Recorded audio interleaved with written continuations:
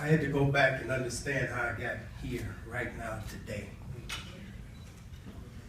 27 years ago, this month, my dad was battling pancreatic cancer. He passed away, and we looked up in the church, and a lot of the brothers from South Galvin, from Kent State University, came to the funeral. See, it was something big because I wasn't a brother at the time. And at the repast, they came over and they embraced my mother and my sister, and they did a more formal introduction of themselves to my mom.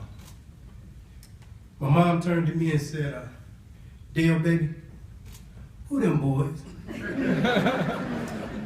And I said, "Mom, they're my friends from school." She said, "Well, are they thief friends too?" And I said, "Yeah." She said, "I like them boys." So I said, "You gotta understand, to know my mother, at that time, we called her nosy. But today, you would just say a concerned parent." As I moved on, and the next semester came, I was afforded the opportunity to make line.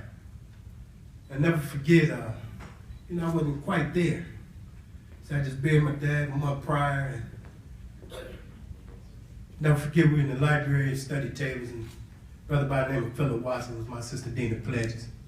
Came to the library and he said, "DMo, come here." He took me in the bathroom. I said, "Oh man, I'm in trouble." Well, he said, "Bruh, we understand." He reached out and he hugged me. We both started crying in the bathroom.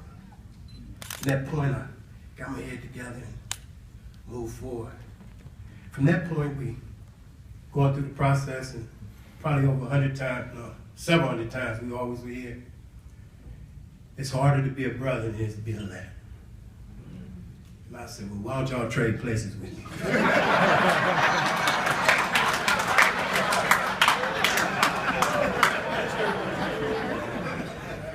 Then Robert Lavender, and this stuck with me for many years. I use this to the day.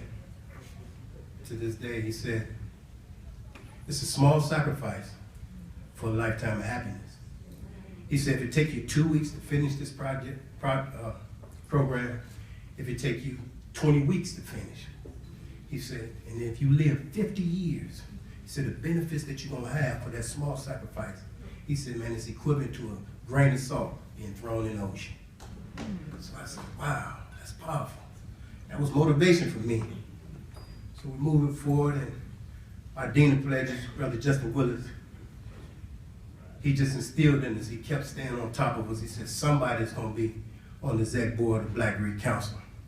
Somebody's gonna be on the exec board of Black United Students. Somebody's gonna run for second vice DR of this district from this line. Going on, and keep hearing about it. It's harder to be a brother than it is to be a lad. So as we moved on through the process, and we were able to get to that point of getting initiated, Brother Judge Adrian, he came and initiated us. But at that time, we guessing when we were going over it. Every time we were wrong. So we seen Judge Adrian, and we said, "This probably it."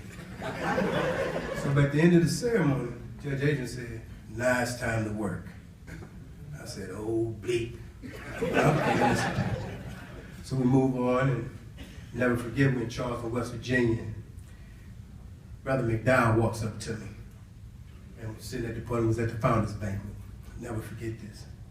And he came to me and he said, "Brother Moore, we understand you're about to graduate. Do you have a job lined up?" I said, "No, Brother McDowell, not yet." He said, "Well, you ever thought about education?" I said, "No, Brother McDowell's not enough money in there for me." So he turned around to Brother Gillespie and Brother Hunter and Brother Hilliard, and he got to quoting salaries. I'll never forget, $68,000, $86,000, and $102,000. So I turned around to him. I said, "But I don't want to wait 30 years to make that kind of money, Brother McDowell." So he said, well, But Brother Moore, you got to do something until you get something better. Come see me. So I went to see Brother McDowell at his job. He was at West Tech High School. I met with Brother McDowell on a Monday. That Wednesday, I was down at the board meeting with a lady. That Friday, I was in this building working. Brother McDowell gave me my first job.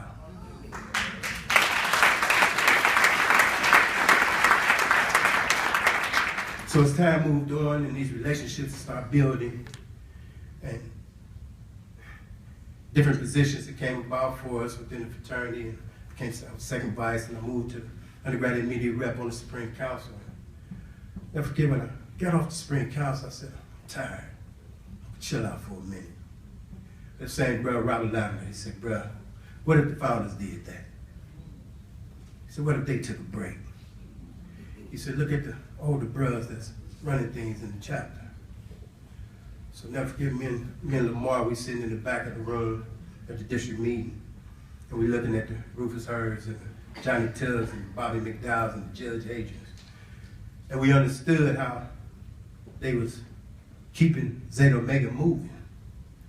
So Lamar said, bro, at some point, that gotta be us. We're gonna have to take that baton. So we called a Purple Alert. We called brothers from our era, the 80s and the 90s. We met in my salon. We all understood that we took an oath to work, to serve. And we vowed to go back and join Zeta Omega. It had been close to 40 of us that came back and came into the fold and paid our dues. We looked up and they was just handing us batons. Like, we glad y'all here. So we got busy and looked up, and out of those 40 and 50 brothers that was at the Purple Alert who met us at the salon, Brother Leach was the first, became bosses of Zeta Omega. Brother Antoine Kennedy, we looked up, he was the bosses of Zeta Omega. Brother Lamar Cole ended up being the bosses of Zeta Omega. Now they're serving on the district level. Brother Antoine Kennedy is the Ways and Means Committee chairman. Melred Leach is the Achievement Week chairman for the 4th District. And Brother Cole serves as the Keeper of Finance for the 4th District. But as I move on and I look at throughout the years all my highs and my lows, and there's two things that never left me. That was my God and Omega. Thank you, brother.